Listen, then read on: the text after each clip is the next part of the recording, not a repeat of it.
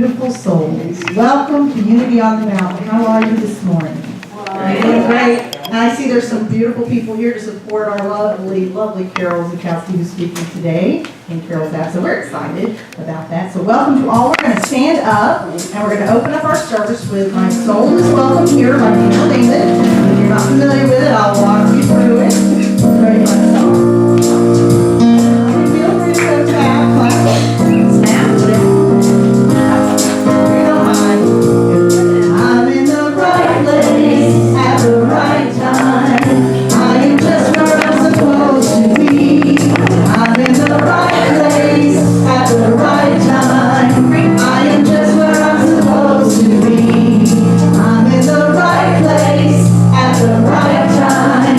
I am just where I'm supposed to be. I'm in the right place at the right time. I am just where I'm supposed to be. Oh, my soul is welcome here. Oh, my soul is welcome here. I am getting a message loud and clear. My soul is welcome here. There you go. I'm in the right place at the right time. I am just what I'm supposed to be. I'm in the right place at the right time. I am just what I'm supposed to be. Oh, my soul is welcome here. Oh, my soul is welcome here. I am getting the message loud and clear. My soul is welcome here. Oh, my soul is welcome here. Oh, my soul is welcome here. I am getting a message loud and clear. My soul is welcome here. I am getting a message loud and clear. My soul is welcome here.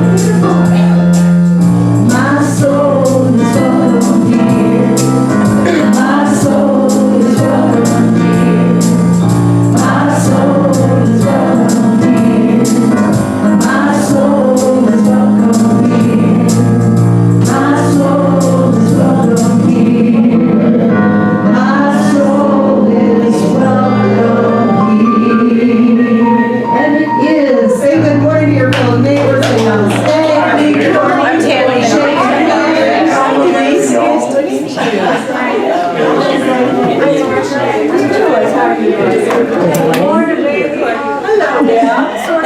Good morning.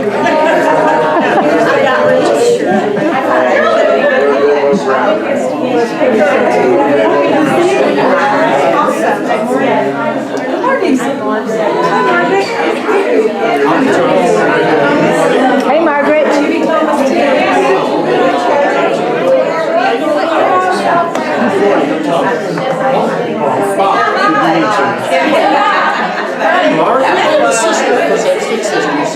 Margaret's one of their names. I know the face, but I don't know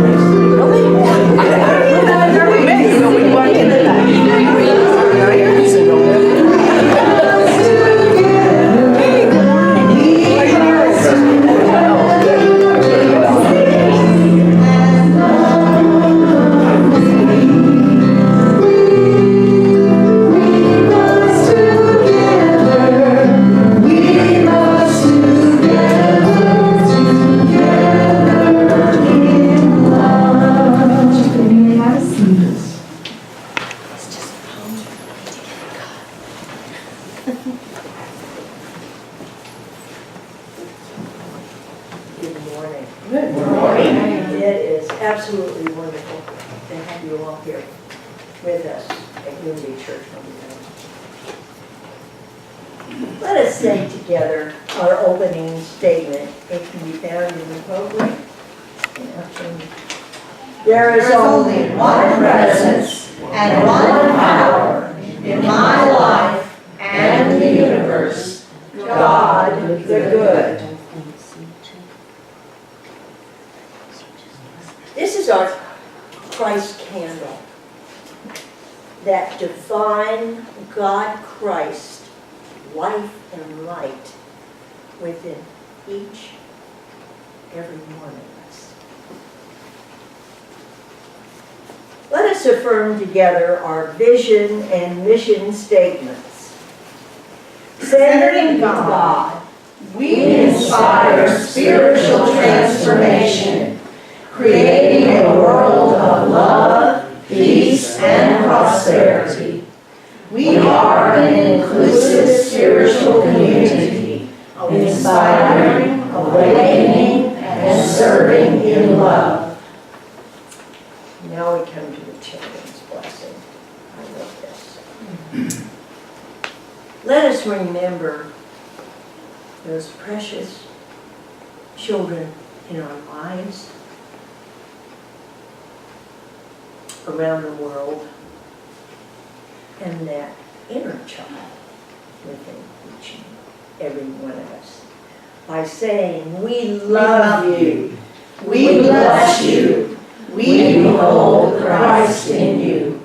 We accept you just the way you are. Walk in beauty. You are divine. We're going to go ahead and stand up and sing another little groovy song. This one's by Erin McKay. She's in the community. She's a minister now. A little song. It's very repetitive. And again, it's two.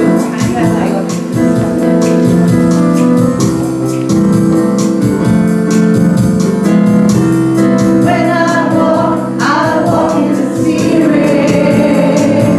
I walk in the Holy Spirit. When I walk, that's where you want to repeat that one. When I walk in the Spirit. I walk in the Holy Spirit. When I walk, now we do move. When I move in the Spirit. I move in the Holy Spirit. When I move. When I move in the Spirit. I move in the Holy Spirit. When I When I pray in the Spirit. I pray in the Holy Spirit. When I pray. When I pray in the Spirit. I pray in the Holy Spirit. When I pray. When I talk in the Spirit. I talk in the Holy Spirit. When I talk. When I talk in the Spirit. I talk in the Holy Spirit. When I talk. When I walk. When I walk in the Spirit. I walk in the Holy Spirit. When I walk. When I walk in the Spirit. I walk in the Holy Spirit. When I walk. When I walk. When I walk, when I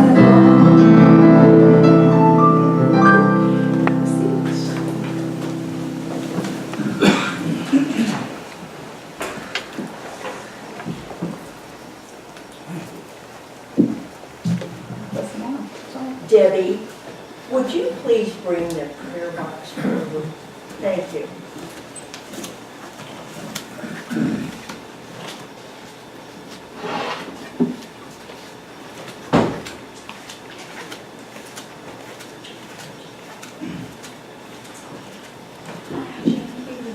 Thank you, Debbie. So what I understand is that this is the prayers of the community.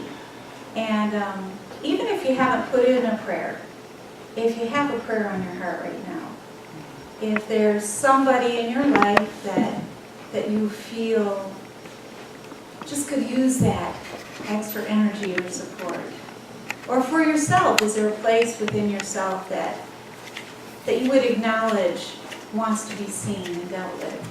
So we're going to take the time, and we're going to know that when we take the time to notice what is, there's a space for wholeness. So all these prayers here are held in wholeness and holiness. We know that by taking the moment and writing them, that they're already answered. That there's nothing out of alignment.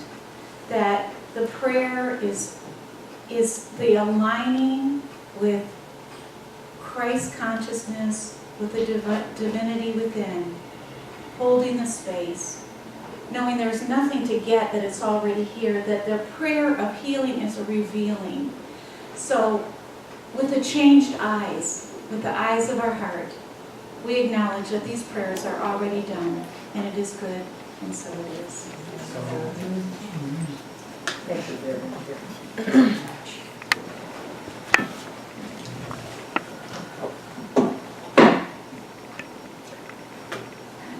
And now, Reverend Cliff Stocking will give us the daily word. The daily word, heaven on earth. Immersed in God's love, I experience heaven on earth. Cradling a sleepy child, sharing an evening with close friends, praying at the edge of the ocean. I enter into heaven consciously each moment that I am at peace and one with God. During these moments, I experience true oneness. There is no sense of separation between myself and others, between myself and the world. I breathe and relax into the wonder of God's love and peace, right where I am now. I'm fully immersed in spirit. Gratefully I acknowledge this heavenly expression is part of my earthly experience, allowing my mind to merge into the one mind of pure love, dissolving my being into the depths of infinite possibility. This is heaven on earth. Matthew 10:7. As you go, proclaim the news. The kingdom of heaven is near.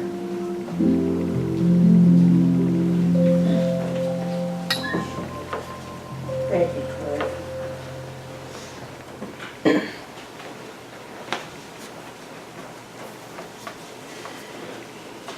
Let us now prepare ourselves. Empty our laps, still our minds, and prepare ourselves to say our sacred Lord's Prayer. Our Father, who art in heaven, hallowed be thy name. Thy kingdom come, thy will be done, on earth as it is in heaven.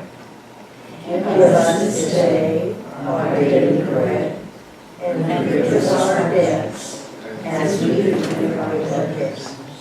And lead us not into temptation, but deliver us from evil. For thine is the kingdom, and the power, and the glory, forever. Amen. And now it gives me abundant great pleasure to introduce Reverend Carol Zukosky. Thank you. You're welcome.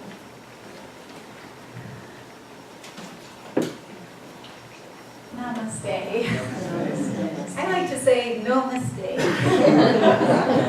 Oh, wow. I feel so like discombobulated today, so it'll be interesting what happens here. But I do feel the soul of everyone here. And because, you know, when you choose a topic or you start to get ready for a talk, you start to go into it in a way that you can't even conceive. So right now, everything I hear, I'm kind of hearing with the eyes of the soul, like kind of meeting what that could mean. And all the symbols that you have in this tradition, they're infused with the godliness of the human meeting the divine. And today I want to speak about the soul because I'm on that journey. You know, you got to speak where you're going. And I'm just so interested in the nature of the soul. For me, it seems like a primary question, like what is the soul? And I think what I'd like to do is just open it up and ask a few of you to share, what is the soul for you, if you don't mind? We could start that way. Complete. Complete? Innermost being. Innermost being. The part that lives on after your body leaves space here. Yeah, the part that lives on after your body leaves this form, right? Consciousness getting to know itself through your being. Consciousness getting to know itself through your being. That's beautiful. Well, we're done.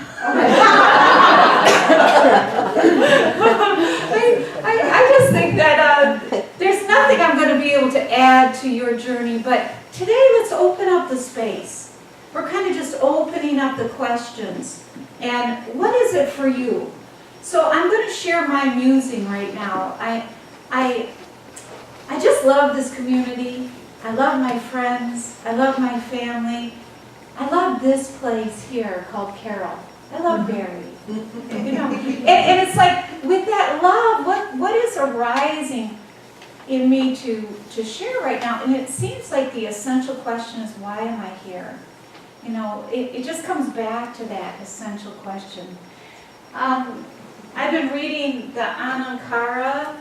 I don't know if you've read that before. I've read it a couple times, but I'm meeting it a little older, a little more life experience, and a different openness.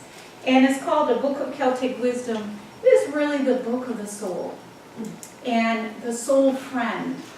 Today we're going to talk about the soul friend within yourself, because we are friends of ourselves. And if you think about it, how do you speak to yourself?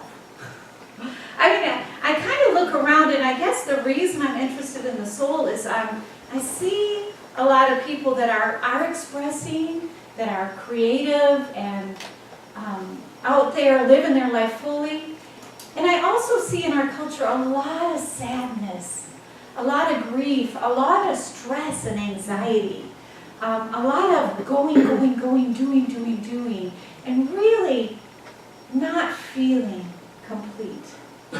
And so it causes me to ask, wow, where's that showing up in my life? How am I talking to myself? And what I discovered is that I am saying some nasty things to myself. And I'm wondering if that's true for you. Are you aware about what you're saying to yourself?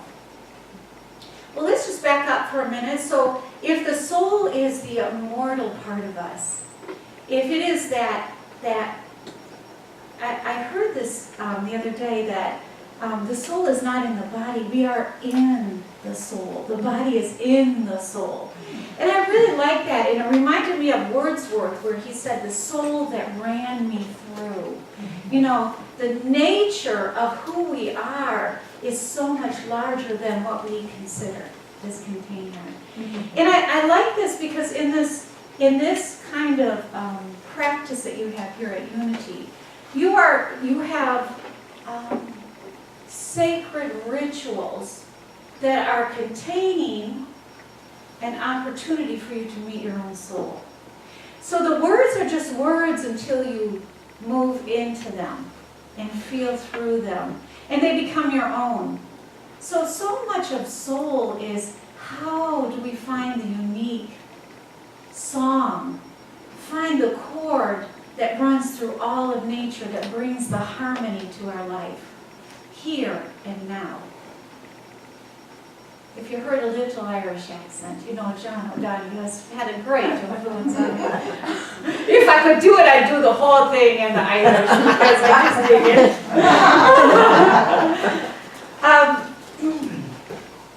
So, you know, I look at the world now and I hear a lot of very discouraging words from almost everybody I know, and people are discouraged. And I'm wondering, why are they discouraged? They're discouraged because of the sadness, the difficulty of being human, some of the choices that are being made in our countries, and some of the injustices. These are all soulful questions. So how does it come to me? So the question is, how am I soulful with myself? Because that's the one place that I can address this. I do know this, that if I am not soulful enough to know that life is larger than me and includes all of nature, that includes every living creature, everything that's living, the grass, the leaves on the trees. If I don't know that, then somehow I am disconnected with the nature of my beingness. And when I look around, I kind of feel that's what's happening. Is that the people over across the sea don't know that they are a part of we. And for me, I don't know that sometimes. I don't know that the neighbor across the street, who is a little curmudgeonly, is really a part of me.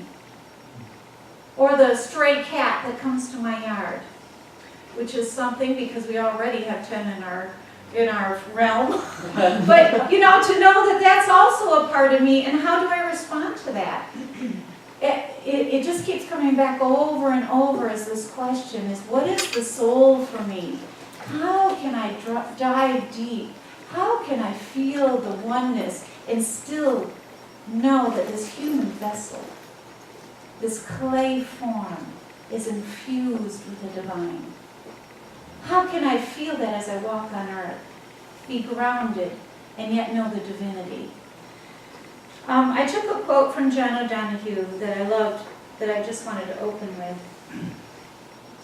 There is so much blessing and beauty near us, and yet cannot enter our lives because we are not ready to receive.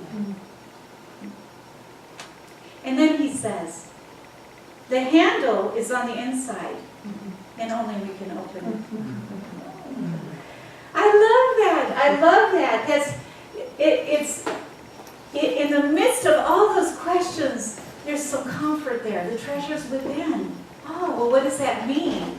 We can read the words, we can read the books, but when you live with it, when you inquire into it, when you step with it, when you meet it, that's when it becomes real. So you have the handle on the inside. Are you willing to actually grab it and open it? So there's a call of the soul. And every one of us has a call. And the question I would ask for you is, what is your call right now?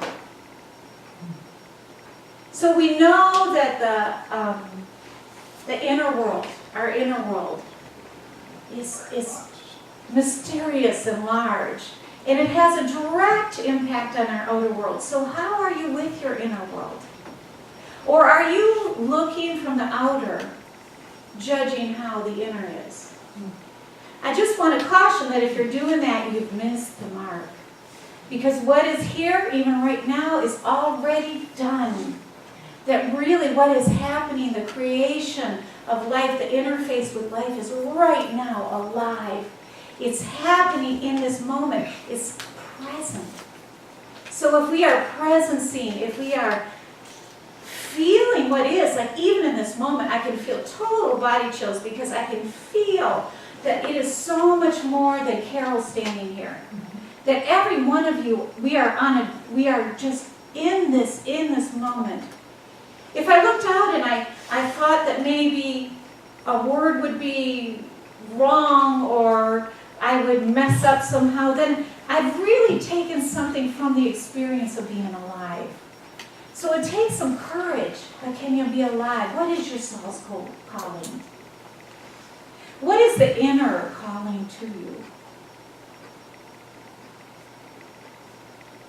Do you have a niggling? Is something tickling you? Is something disturbing you? Are you concerned? I pulled a writing that I must read like with every class that I teach or facilitate. It just really sinks in, and it comes from the shamanic order of being, the earth people. And it was written by Gabrielle Roth, but I love this. And this is the invitation. I want you to listen to it. So in many shamanic societies, if you came to a medicine person complaining of being disheartened, dispirited, or depressed, they would ask you one of 4 questions. When did you stop dancing? When did you stop singing? When did you stop being enchanted by stories? When did you stop finding the comfort in the sweet territory of silence? I don't know about you, but that moves me so deeply. And that question just resonates and rings. And I think it also is true not only for when you're disheartened or depressed, but when you're physically ill, when you're not feeling well.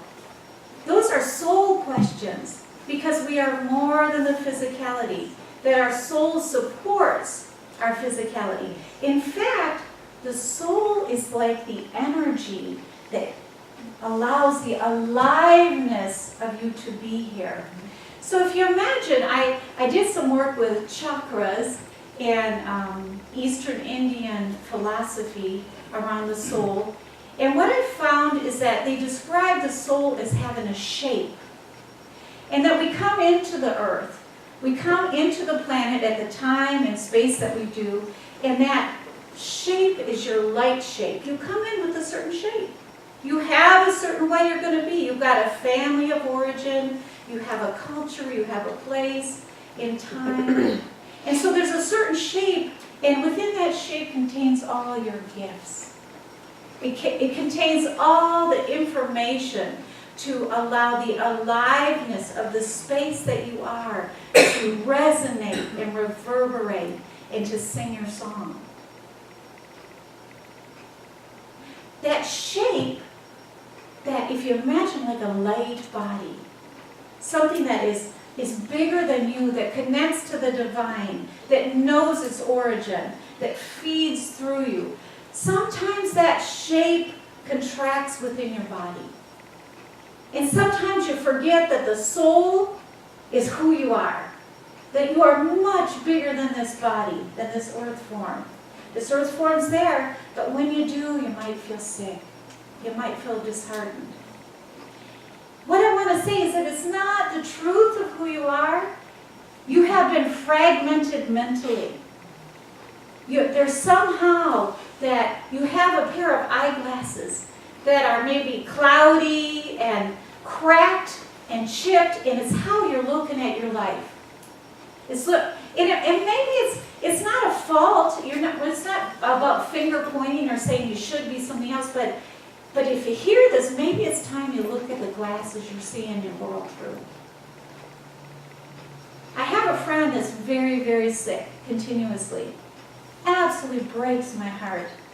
And I had a talk with her the other day, and I usually listen to her and I don't say anything. And I decided to be a soul friend and just tell her the truth. And I realized that, I'm taking a risk here. She may not like this, and she may decide not to continue the relationship. But I was becoming that person that just listened and didn't bring any of my life to the relationship over and over. And I heard her distress and how disheartened she was. And I mean, it was so heartbreaking. So yesterday I spoke to her. I was laying on the hammock in the gorgeousness of this weather, and I heard her sing her song again. And I could feel the glasses she had on. And I just said to her, my friend, It's not who you are. You have bought into something that is so toxic and poison to you. You are beautiful and whole, and you are not a sick woman. You know, in spite of appearances, there is wholeness here. Could you change out your glasses to see? Are you willing to be willing to know that there is good here for you now? That there's healing. There's something revealing. All you have to be is willing, because your soul is fragmented, my friend. You see it that way, but it ain't true. It can't be, because you're here on this earth. So if you have ears to hear and it works for you, it's true for all of us. How often do we pick up a pair of glasses, we have a situation, and it's God awful. It's just horrible. You know, we hear terrible diagnoses. We hear devastating circumstances. And in that moment, in the humanness that we are, we feel the earth, we feel the connectivity, and there's great sadness. And we pick up our glasses and we try to look at it. But what I want to say to you is that you have an opportunity to be quite alive. And the glasses can change every moment. If you will just hold out an awareness that life is feeding you, that's why you're here. There's hope because you're here. There's goodness. You have a body. Thank God for that body. Stop judging it. Stop putting it down and looking at your life through the glasses of tragedy or sadness or not enoughness. If you just can take a chance to get real in this moment, everything is new. I think what I'm asking is, can you meet yourself new, like a soul friend? Can you be soulful for yourself? Can you meet yourself every moment, like, what is it I need? What do I love? Step again. What is it I need? What do I love? And start that dialogue. Start that inner dialogue, connecting to spirit. That Christ consciousness is not just a word, it's who you are. The embodiment is what Jesus brought to us. He brought us forgiveness and walking in love with yourself. You have to start here. I love this thing that I learned, kindness and compassion for myself and then all others. So could you start making a deal with your soul that whatever I thought you were up to this moment, it's all brand new right now. It's all on right now. Everything's new. What do I really love? I'm going to tell you a little story about singing. So I like to speak. I like to express. You can tell it's like a natural part of who I am. So ever since I was a little girl, I would sing. And it doesn't mean I was on tune or I had rhythm, but I love to sing. I had competitions with my younger brothers and sister. Now they were younger, so I would always win the singing competition. and then part of the rules was we'd get together in my bed, we all should be sleeping, and I would put the covers over, and we'd all be under the covers, and I would start singing, and I would be the first one. I would always have the rule. Okay, you can sing as many songs as you want until you forget, and then it's the next person's. my poor siblings, you know, so I went on and on. And maybe 10 songs later, and then I would pretend to forget the words of a song, or I don't know. But you know, something happened as I got older. I got self-conscious. And I was in elementary school, and I was in a chorus, and I realized other people could sing in tune. I was like, oh, I never had considered that. And then there was actual rhythm, you know, going on, and I really didn't have it. I was like, I just didn't have it. So I would be in the chorus, and I would just move my lips. I remember, you know, you got to sing on a star. What is it? What is that song? If you like to sing on a star. That song. Yeah. Anyway, during that song, the teacher, the chorus director said, "Hey, do you want a solo, Carol?" It was just like, what is she asking me for? And I was like, no. I was really shy about it. But you know what? Somewhere in me, I missed an opportunity. You know, my soul had closed down. My little girl wanted to sing, but she didn't sing.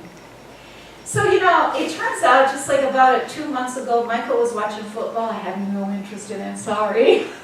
Yay, Alabama. Go, Alabama. But I was bored. I went into the room. I was playing with my phone. You could only look at Facebook so much, you know, post so many things. And I was like, well, what else is in here? And I happened to find a application called Smule. And Smule is a karaoke application. And I thought, well, let me check it out. Well, this is so cool. Smule is cool. So you can actually sing using your iPhone, you know, little earphones and a mic. And it has music, and it has a way that'll teach you if you're in tune and a rhythm. Not only that, but if you're good enough or brave enough, you can connect with anyone around the world that has this application.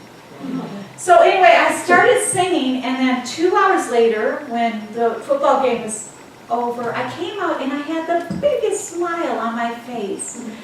I had scored 6,000, which I thought was good, because it scores you, and it always says great solo. I was feeling good. I was like, wow, 6,000. I don't know what that means, but I was.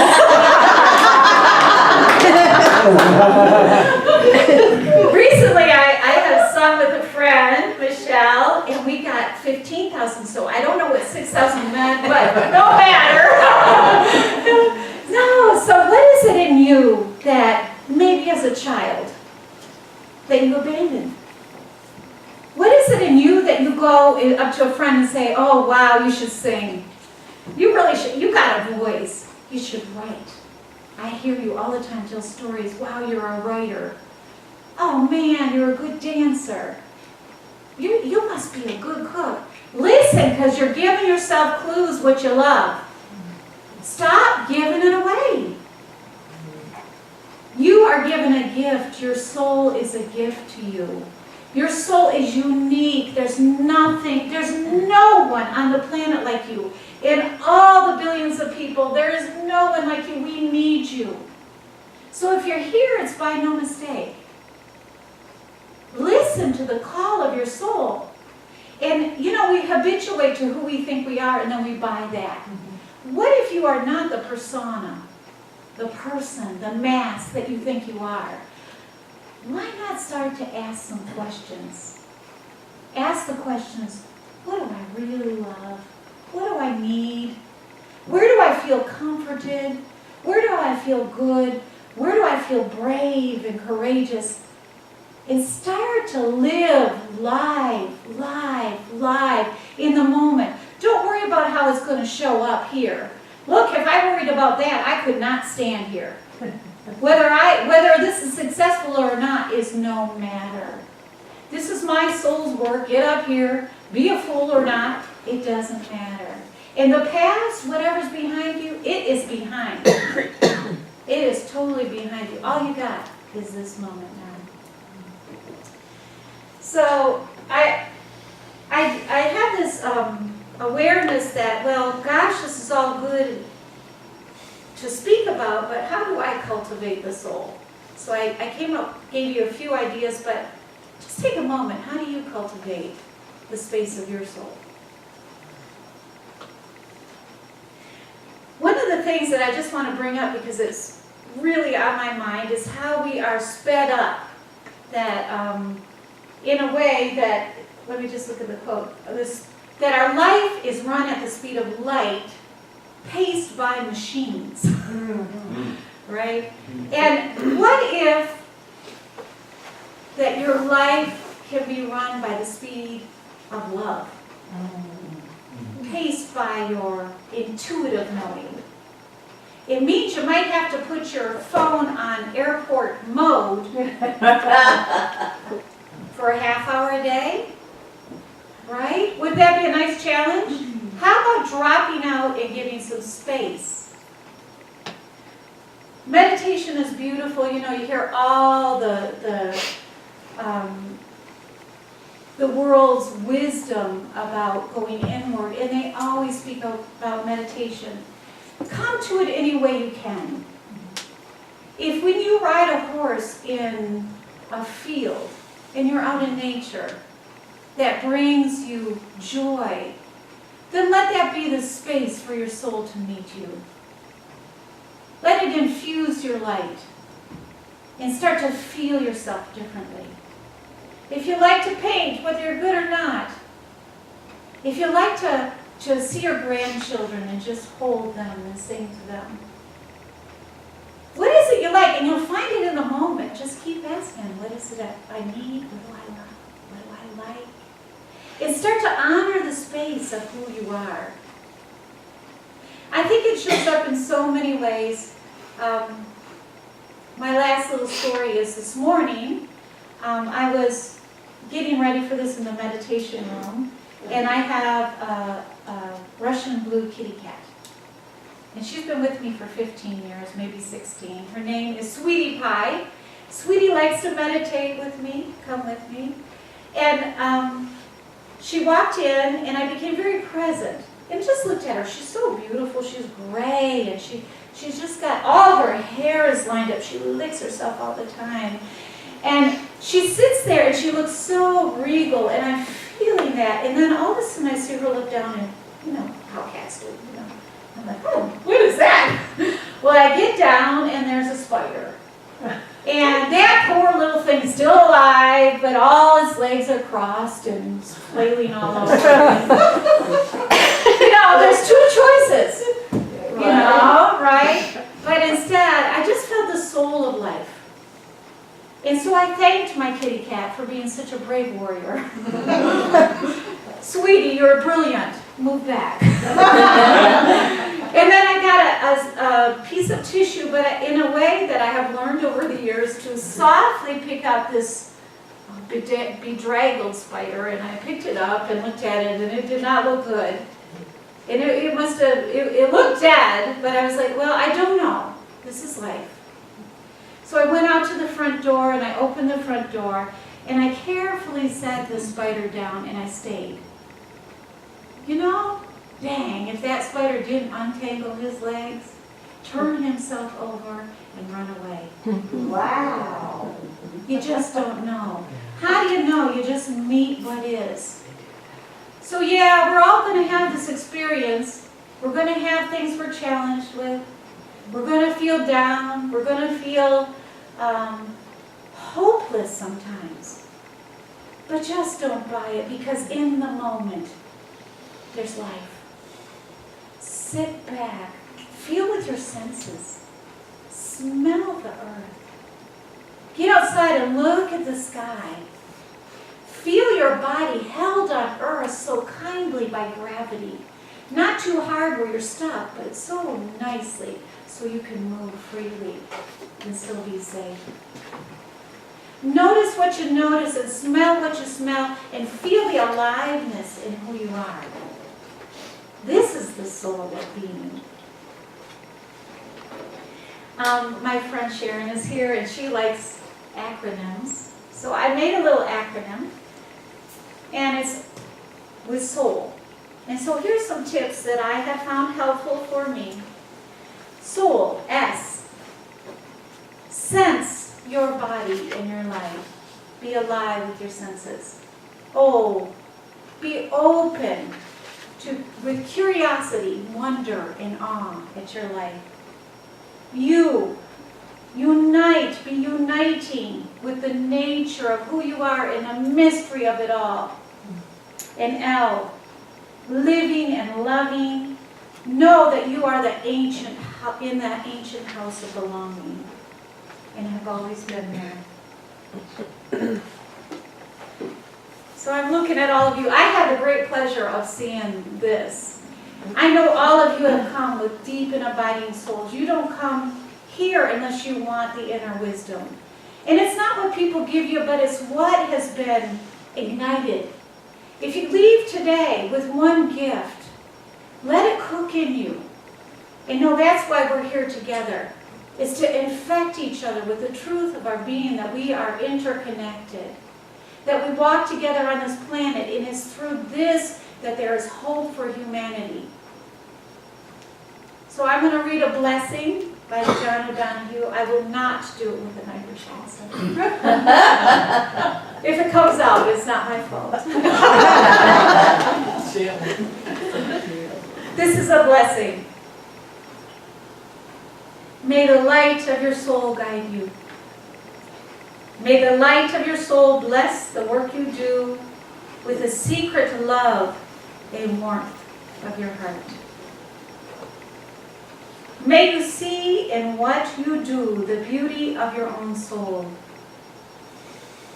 May the sacredness of your work bring healing, light, and renewal to those who work with you, and to those who see and receive your work.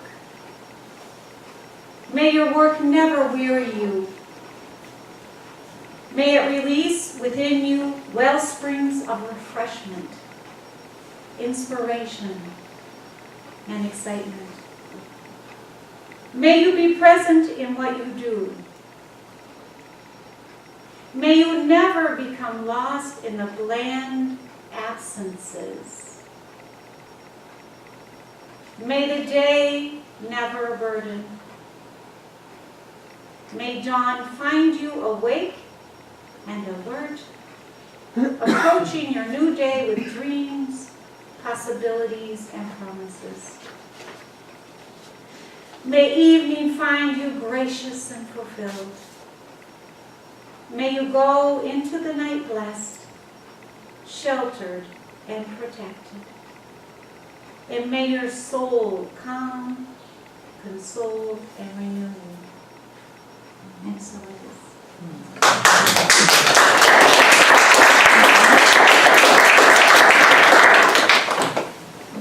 Thank you, Carol. Thank you so very much for this. Told you it was going to be good. We're going to go ahead and stand up and sing a song, and then Richard McKay is actually going to sing special. Dean Isley, keep him in your thoughts and prayers this morning. He's not feeling well, so he's not going to sing today, but we'll reschedule and Richard will sing after. So 3:38, go ahead and stand up. 3:38 in your red book if you want to follow along there. The words will also be on the screen. I think you'll recognize them. We're going to sing it twice as well as this is. Am I ready? I'm ready. Okay. Tis the gift to be simple. Tis the gift to be free. Tis the gift to come down where you ought to be. And when we find ourselves in the place just right, 'twill be in the valley of love and delight.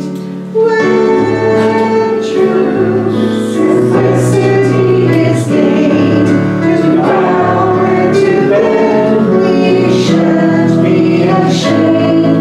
To turn will be our delight, till by turning we come round right. Next screen is the same thing.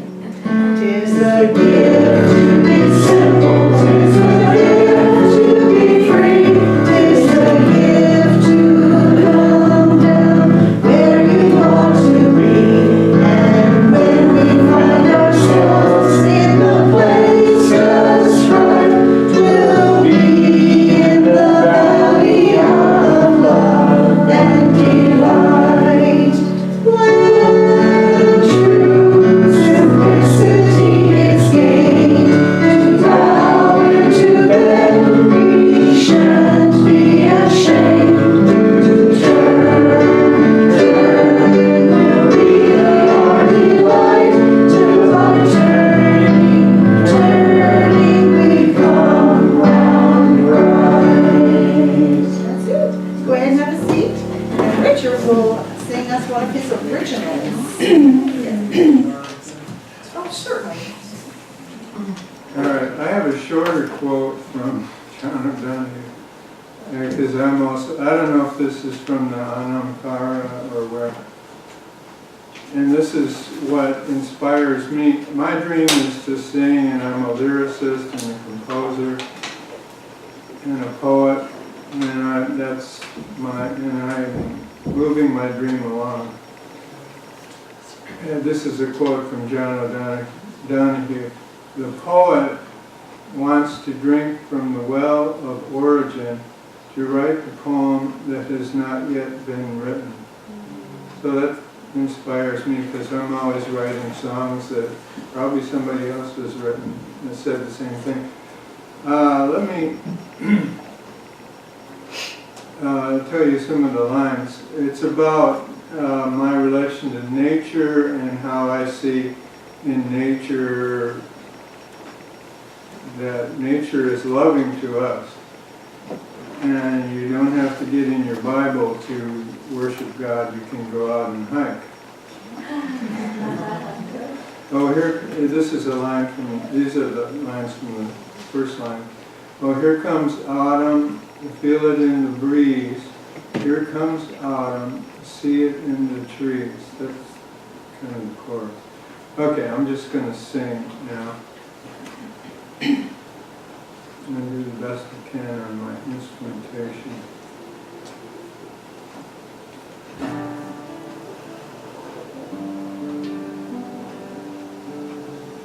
I'm going to have to strum.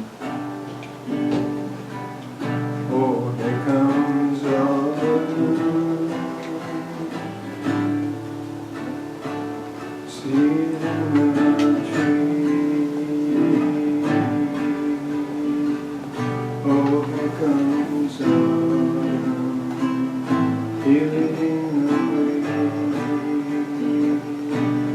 Oh, here comes autumn. See it all around. Oh, here comes autumn. Here comes autumn. Sing its song.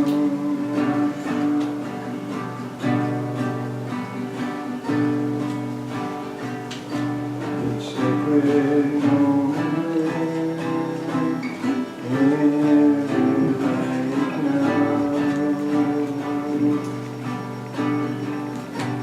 Sacred place, so full with strife.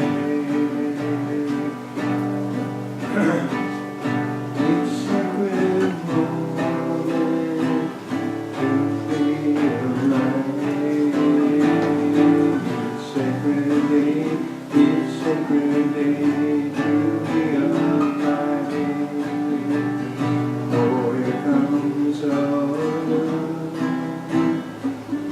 Feel it in the breeze. Oh, here comes autumn. See it in the trees.